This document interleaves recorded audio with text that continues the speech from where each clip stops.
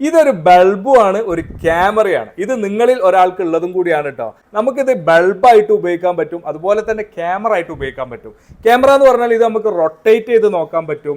അതുപോലെ തന്നെ ആരെങ്കിലുമൊക്കെ വന്നു കഴിഞ്ഞാൽ ഇത് ഓട്ടോമാറ്റിക് റൊട്ടേറ്റ് ചെയ്ത് നോക്കും.